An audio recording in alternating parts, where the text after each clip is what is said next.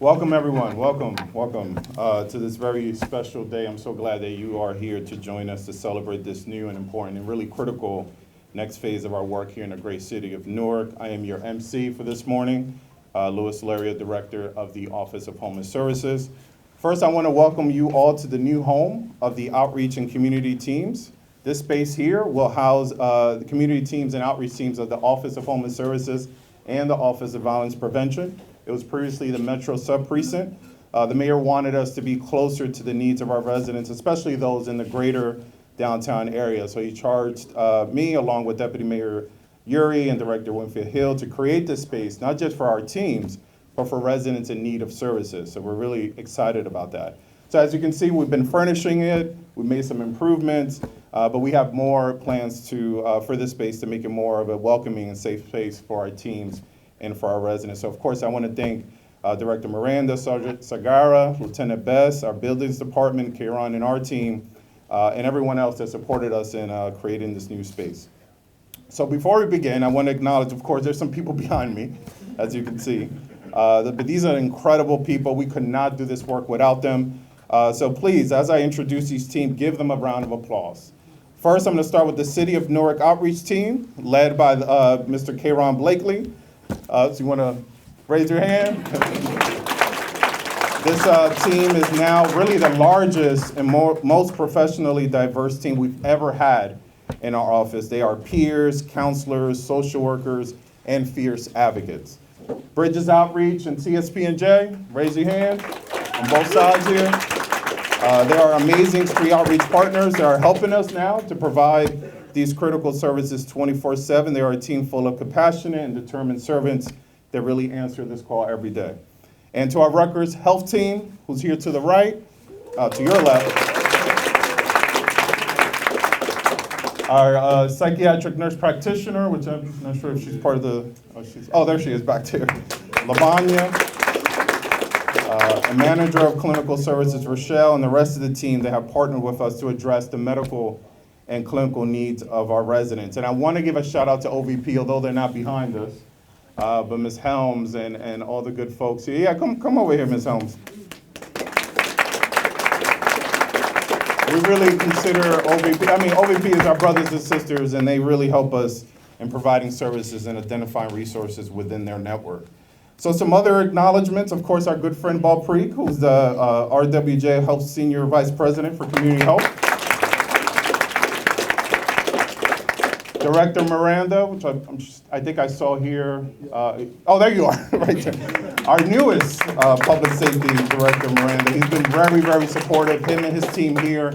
Sergeant Sagara, I want to thank you so much for the support that you've provided. Captain, I'm so sorry. Oh my God, I always get those titles messed up. Yeah, no.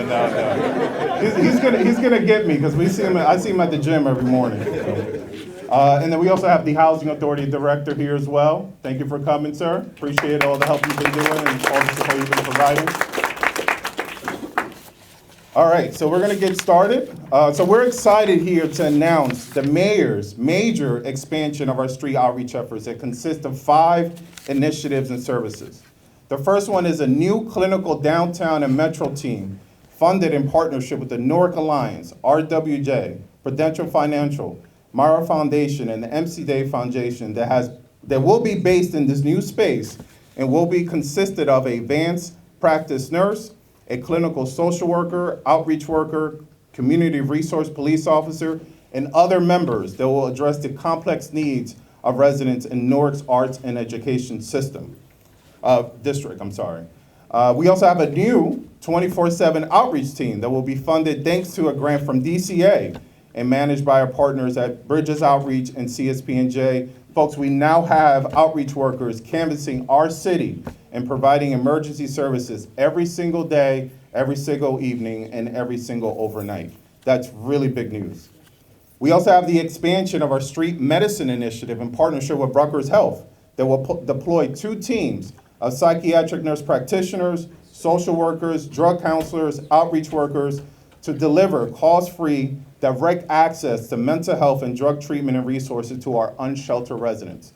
In 4 months, this street medicine team has seen 300 residents and completed 34 prescriptions 26 psychiatric evaluations, admitted 37 residents to treatment programs, and it helped admit 13 residents to hospitals for medical emergencies, and they're just getting warmed up, folks.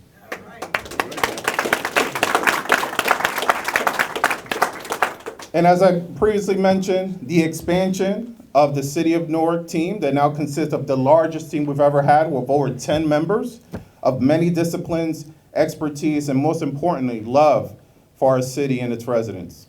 And finally, the last initiative in partnership with NJ211, Newark Alliance, PNCT, and others, a new texting hotline for the public to use to help us identify unsheltered residents in need by texting PATHHOME to 855-11. The service has been used by over 300 residents since June. None of this, of course, happened by accident, right? These things didn't just fall into place. These services and their expansion was the mayor's vision and plan from the beginning. Since December of 2022, when the mayor launched the plan titled PATHHOME, one of its critical goals was to reduce the number of people living in our streets.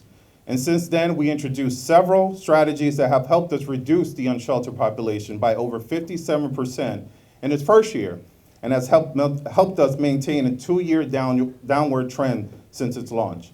Yes, progress is being made, but this work is not over. In fact, the work and the fight is even bigger now, and we have to dig deeper and press forward. So as you can see today, the mayor is committing to tackling this head on by all of these services and bringing them directly to those who need it the most. And with that said, I have the privilege and honor of introducing the great Mayor, Ras J. Baraka. Mayor Baraka has been nationally and internationally recognized for his innovative leadership and fearless approach to tackling homelessness. Last year, he was invited to Paris to speak as one of the members of the International Mayors Council on Homelessness, where he and other mayors signed a joint declaration to work together globally to address homelessness. Recently, the mayor's work was featured by the National League of Cities in their Homelessness Guide for Local Governments and highlighted on their Cities Speak online publication. So please, please help me welcome Mayor Ras J. Baraka. Thank you. So I just want to first thank the director here, Luis Valerio, who's doing an awesome job and has a heavy burden on his back every day, thinking about how to address a very intractable and difficult problem in our city, our county, our state. This is not easy work. It is important work, and there's a lot of pressure on him from the community and from me, by the way. But he stands up to the task, and that's because he understands that this is work that can't be done alone, that heavy objects have to be moved collectively, that we are not strong enough to move big things by ourselves. In fact, if you're able to move it alone, then it's probably too small in the first place. And so it's important for us to do as much as we can. So I appreciate all of the partners. You can see all these partners up here, starting with the Public Safety Department here, the captain, the police director, the whole staff, the community service officers. Obviously, the team we have in Newark, our outreach team does an awesome job. Bridges, a partner of ours, always, Rutgers, OVPTR, and all the other organizations here, St. Barnabas here with us, Beth Israel, UH, all of the folks that have decided to sign on with us. We appreciate you. Newark Alliance, can't leave those guys out. And all of the partners that are with Newark Alliance, Amelia Farm Foundation, Prudential, everybody, because this is very, very, very important to us. A couple of years ago, we reduced street homelessness by 57%, probably the largest increase or decrease, I would say, in street homelessness that we've seen in this state and in this city ever. That was, some of that number was taken away last year because the state saw a 24% increase in homelessness in the entire state. And Newark was also a part of that. The reality is this problem is very difficult. And we can't find places and spaces to put people in, the difficulty becomes greater. I'm thankful also with the Housing Authority. We partner with the Housing Authority to begin to take 200 units to make available to the chronically homeless, which would help us begin to give people places to go when we remove them or get them off of the street. And that's important. Lastly, I want to say the country is arguing with each other about, and when I'm in Europe, people don't understand this, that we're arguing about whether people should sleep on the street or not, whether people have the right to sleep on the street or not. And that's kind of, people in other countries are dumbfounded by our debate.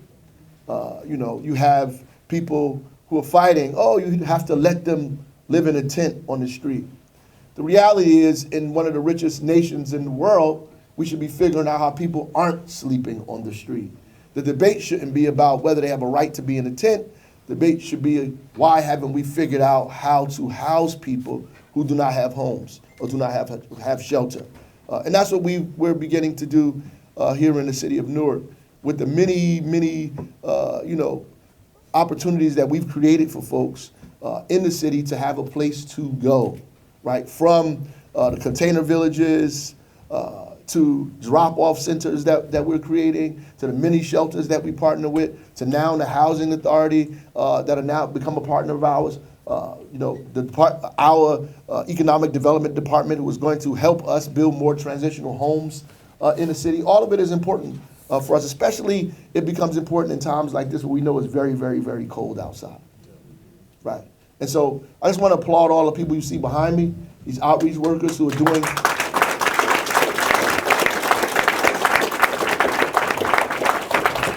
who do the work nobody else wants to do. A lot of us are okay with taking pictures of homeless people on the street and putting it on our Facebook page to admonish people. Some of us are comfortable with going to get the things left over in their refrigerator, or the stuff people didn't eat at their restaurant, or the old food at the supermarket that's outdated, and piling it up in metal plates and going to a park and feeding homeless and going home and feel like they did their part, right? We feel like we could do that because it makes our conscience feel better. It makes us feel good that we have done something for people who we think are in a less situation than we are, but we really haven't done anything to fix a system that creates homelessness. And so these folks every single day go outside and talk to people on the street until they can convince them to go into a shelter or to go into a place. That's what PATHHOME means. I know some people don't understand that, because you think when you call and you say to somebody on the street that they're going to come out, bop them over the head, drag them in the bus, drive them off, and you're going to come back 12 minutes, 15 minutes later, and you're not going to see them. That's not how this works. They go out there and have a conversation with people on the street. They talk to them multiple times, over and over and over again. They know where they are, where they stay, what they like, what they don't like. They build relationships with these folks until finally they say, I want help. I need help. Please help me today. Where's the shelter I can go into? Because anybody that gets a bunch of blankets and sleeps in the cold in front of a store in 30-degree weather and decides to do that, besides going to a shelter system, there's something wrong with the system that we've created. So thank you, everybody, for being a part of this. I'm excited about what we're getting ready to do downtown Newark. I appreciate that, and I know it will emanate and spill out into the other parts of the city as well, especially with the work we're already doing in the other parts of the city. So I appreciate you guys, and if any of you guys have any money, anybody that knows anybody that got any money, anybody that knows anybody who knows anybody that got any money, please, we need as much help and resources that we can get to expand this program, to grow it, to make it 24/7 all throughout the city and add more people. Because the outreach teams are the key to solving this problem. Thank you.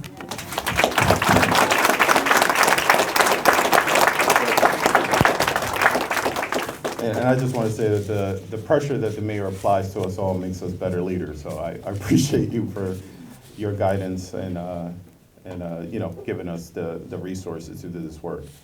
I do want to acknowledge, of course, Councilman at Large Roundtree, who just stepped in, someone that,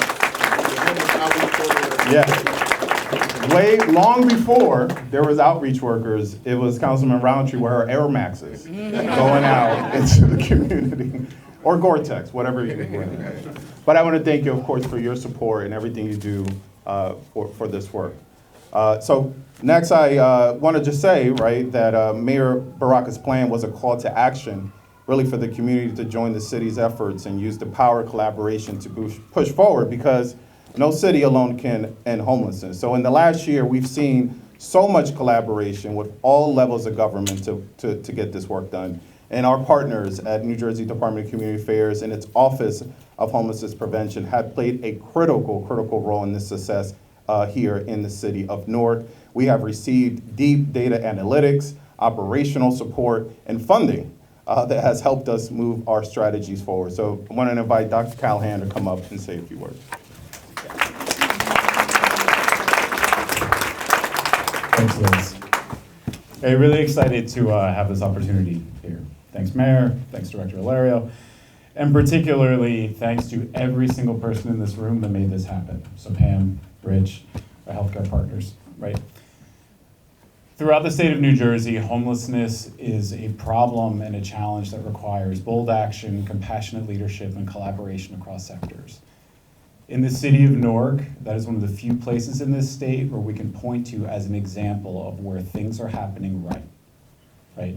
And where the leadership from elected to appointed officials has the temerity to say that unsheltered homelessness is unacceptable in our community, and we're gonna do something about it, right? So if we can one more time, please give a round of applause to the mayor and his leadership team, and also Councilman Baraka.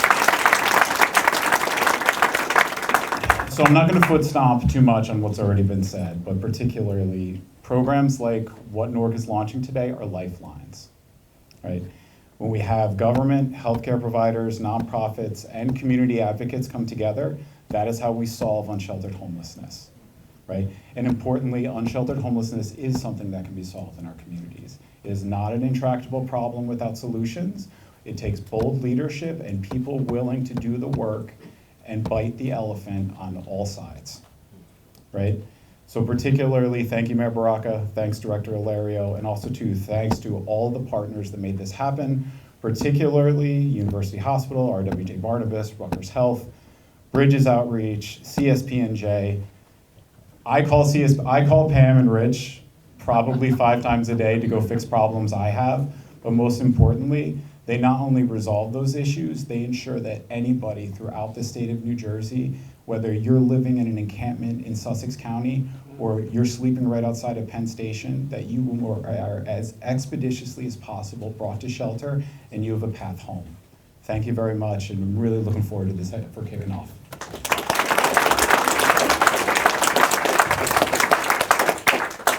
So the public sector, of course, is important, but the private sector, like the mayor mentioned, also plays a significant role in addressing homelessness. But I will say that since the launch of the plan, Evan Wise, the Newark Alliance, and its membership, some are here, have stepped up to support. Evan is not only an important thought partner in this work, but someone that has dedicated his time and resources to ensure that we meet our goals, from taking my texts all days at night, from making important connections, to providing critical capacity to our office, and of course to fundraise to support of our initiatives. Evan and the Newark Alliance have been critical to our progress here in the city of Newark. So Evan, can you come up?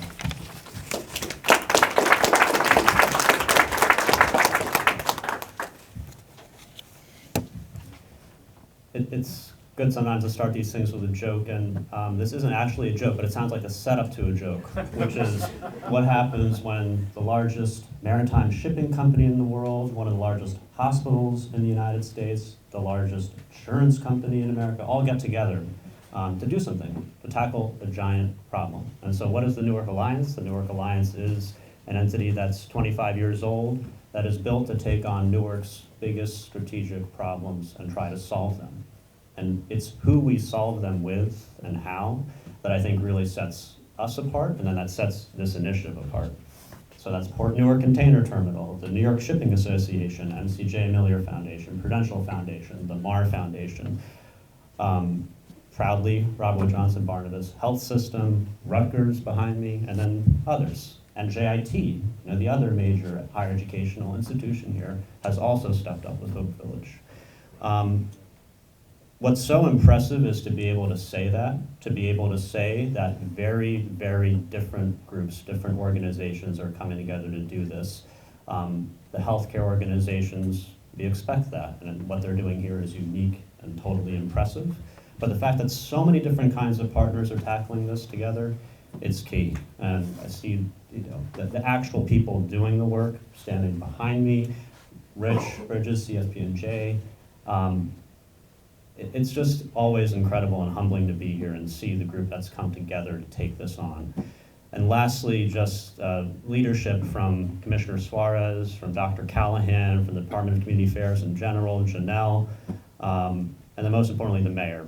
A lot of this work started because sitting in his office, myself, Letha Reddy, our board chair from Prudential, we were given this charge to take this on 3 years ago now. And we've made progress, and I think as Mike said, it's progress towards a goal. We will solve this. We've all decided we're going to do it. We're going to figure out how. But your call to action on this, I think, has just moved so many people to take this on and make this, as Mike said, a leader in New Jersey and the United States. So thank you again. So happy to be here and be part of this, and to all our partners who are part of this too. Thank you.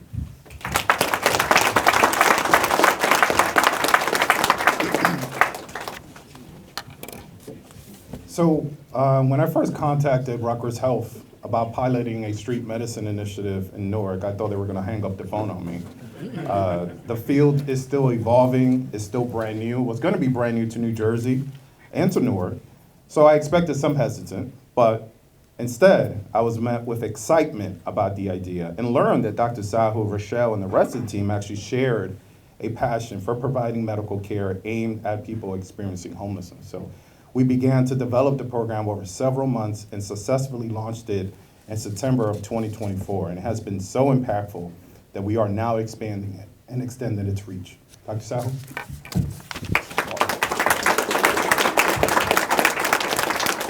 Thanks, good morning. So on behalf of Rutgers Health, I want to say first, we're really super excited to be doing this as a team and being a part of this journey together. Health is more than just prescribing a medicine, sending somebody to the hospital. Health is housing. Health is looking at all the different social drivers of health. And I think what's really awesome about what we're doing is we're doing this as a team. Everybody brings something to the table, and we play a small part in taking care of the medical needs, the mental health needs, helping folks with substance use disorder. But to do this with everybody here, I think that's the real beauty of all of this. And I want to thank you for letting us be a part of this journey. Thanks.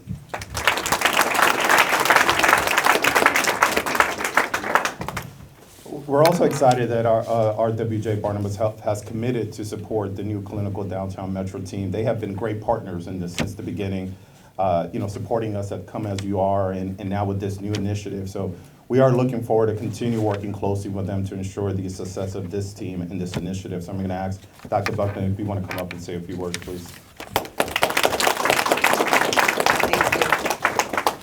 Thank you, everybody. At RWJ Barnabas, we have a mission statement, one system, one family, but clearly the mayor has set this up to be one city, one family. You can't get all these people together to work in unison to one goal if they're not family. So excellent job with that. And I'm honored to serve as the Chief Administrative Officer at Newark Beth Israel Medical Center. It is part of the RWJ Barnabas system. Val Preet is my Senior Vice President for the system, and she's here also, our leader in charge of community health. We're able to enhance the program by offering a psychiatric nurse, an advanced practice psychiatric nurse. So they will partner with this team and look at the mental health and healthcare issues of people without an address. And so coming from Newark Beth Israel Medical Center and Children's Hospital of New Jersey, we know that homelessness and not having an address looks different for different people. It can be a temporary situation, it can be a permanent situation, but it always impacts your health and your mental health. To be outside with no address has a major impact on your medical and mental health and your well-being. So for families out there, for adults out there, for children out there, we want to be a part of the solution and partner with this team. So I thank you for allowing us in to partner with you, and we look forward to that. I do want to talk a little bit about all of the different things that advanced practice nurse can do. They bring a set of clinical skills that can do things like diagnose a mental health problem or a medical issue that may be a crisis now that needs to be addressed immediately, and then partner with the healthcare system to get it met, or it could be a chronic issue that needs that constant revisiting to the person and establishing that therapeutic alliance, that trust, not just a one and done, send you to the appointment. It's the, I know where you are, I know what your issues are, I'm here to help, I'm here to monitor, I'm here to connect you. So that skill from that advanced practice nurse is the thing that can be a change maker for someone who has struggled with chronic illness or mental illness, and build that alliance and get them to the care they need. So thank you for letting us partner with you. Thank you for pulling us into your family. We're pulling you into ours as well, and only good things can come from this. Thank you.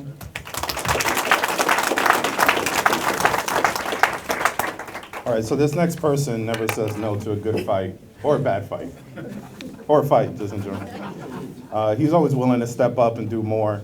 He took on the 24/7 program and successfully launched it, and then most recently committed to be the designated service provider for the mayor's new PATHHOME program. Rich and Bridges is an important partner in our response to homelessness in Newark. We are so grateful for Rich's leadership and Bridges' commitment to Newark and its most vulnerable residents. So, Rich, you're not here to fight, you're here to talk. That's good. That's good. Thank you. Thank you. What's up, Mom? Thank you, everybody. What I really want to say is this is how you do it. I really hope that people out there are paying attention, because this is how it's done. Right? You have the political courage to set an audacious goal like solving chronic homelessness, and you bring the community together to make it happen. Not criminalizing homelessness, not citing people for the biological imperative to sleep, right? But bringing the services they need directly to them. Now, I heard about, so you should take it. I think I stole it from Justice Sotomayor, actually. You heard about the launch of the PATHHOME in 2022, but almost 5 years ago, in March of 2020, we were all told to stay home, right? But by April 1st, we had partnered with the city to create a 7 nights a week outreach and engagement program, and I've had teams on the streets from 3 to 11 every single night since then. This new 24/7 program, along with our partners at CSP, without whom this is not 24/7, this first of its kind program in New Jersey represents the continued prioritization of our most vulnerable neighbors and a continued commitment to solving chronic homelessness. Last year, we had 5,961 documented engagements on the streets of Newark, and 250 people housed, stabilized, and no longer experiencing homelessness. Homelessness, you can clap if you like. Homelessness is solvable. You can create a system in which experiences of homelessness are rare, brief, and non-recurring. And this is how you do it. We are immensely proud to be part of the best work being done in this state. Mayor Baraka, it is because of your brave and bold leadership and vision that these partnerships are possible and will be why we do end chronic homelessness in Newark. So thank you for having us along for the ride.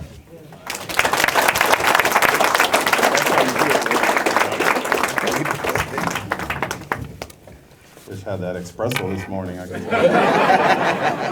should have took one too. Next, Pam and CSPNJ in general are not new to this work, but this is their first formal partnership with the city of Newark, and we are very excited. Pam has over 16 years of experience in this work and currently leads statewide homelessness service teams and outreach programs throughout the state.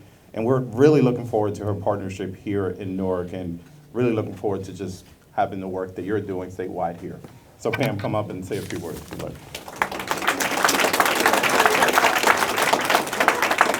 Thank you. All right, so Rich is a hard act to follow, but I'm gonna try, all right? So obviously we are equally as excited to be part of this opportunity with both Mayor Baraka, obviously Bridges as well as our partner here for that 24-hour piece that is clearly one of the most innovative things that we're doing here in New Jersey, right? And I think to fill that gap, right, to serve our folks that are really truly in need, especially in the middle of the night, you know, our unhoused population right now in the middle of the winter time, we're out there, right? Our teams are doing such amazing work that not only we are proud of that, we're proud to be able to expand our services here in Newark, be able to offer those unhoused residents, right, access to our respite services, our wellness services that we've been here doing. You know, we know there's a need here. We see well over 200 people a day walking through our door on a daily basis, right? And we would love to see that number go down. Just like Rich said, there is a way for us to get our folks indoors, right, to find the solution. Why do they want to be out there? Right? Why are they saying no to things that are being offered to them? That's our job, right? We're here to do the hard work so we can make it easy for them. That's really our whole goal here, is to make more access, right? To be that real low barrier provider that folks are probably looking for in this community, to join with the HOT team, to have an amazing partnership. Obviously the street medical team, we're also looking to tap into that as well. Just again, the innovation that's being done here. We hope that other municipalities look to this and look to this example, as Rich mentioned, right? I'm gonna totally echo off of that, because other folks here, right, they're criminalized, they're ticketing people that are out on the street, right? This huge ban on homelessness has been really, really hard for the population that we see on a daily basis. And it's created much more many more challenges for us, and it's created fear now with the folks that we serve. So, we're very happy here to provide that hope for them, right? An additional chance that we're gonna keep going there until maybe it takes 50, 60 times, right? Hopefully that 61st time, they're gonna say yes to coming inside, and we can get them indoors and we can get them housed, because that's really our goal here. So, again, I know Rich said a lot, so I'm just gonna pass it over to my colleague here. Again, to echo her experience here when she was unhoused here in Newark. We're very happy that she was available to share her story today. So please, Lashima. I'm not sure if I'm supposed to pass it to Lewis first, but I'm gonna connect with Lashima.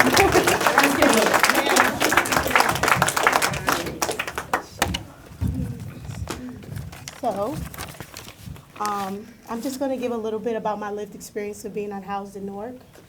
So I'm going to tell a story. So good afternoon, everyone. So no matter who you are, you can make plans for your life, but your true purpose may emerge from an unexpected event. My journey has taught me, while life can be unpredictable, the consistent efforts of others to reach out and provide support can be life-changing. I once believed my path was set. I wanted to be a behavioral analyst for the FBI. I grew up in the midst of poverty and violence and hardship, but I was determined at one point to rise above my circumstances.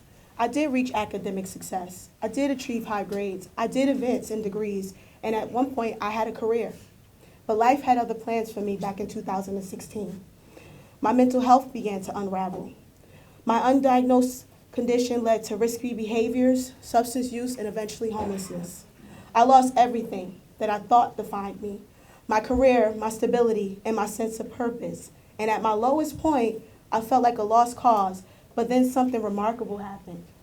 So back in July of 2022, I encountered an outreach worker that connected me with the transit police.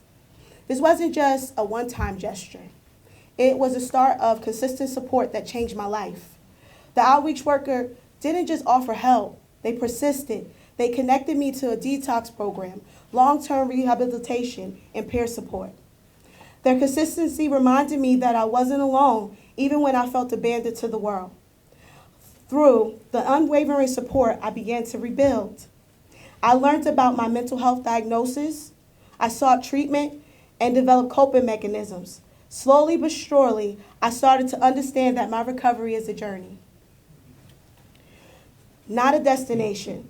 And outreach is the bridge that helps people like me cross from despair to hope. The benefits of consistent outreach, and I say consistent, are profound. It offers stability in the midst of chaos, hope in the face of hopelessness, and connection where there was once isolation for me. It provided structure I needed to reclaim my life. Today I am no longer homeless.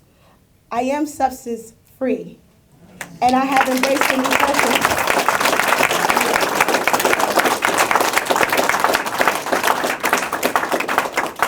I'm almost finished. And I have embraced a new purpose to give back through outreach, just as others gave to me. Thank you, guys. And I'm going to leave you guys with this. I'm almost finished. So my message today to you is never underestimate the persistence in helping others. Every act of outreach, no matter how small, can plant the seed of transformation. When we show up consistently, we create opportunities for others to find their way back to stability, purpose, and hope. So thank you all, and let's continue to reach out consistently, compassionately, and to build a better future for all. Thank you.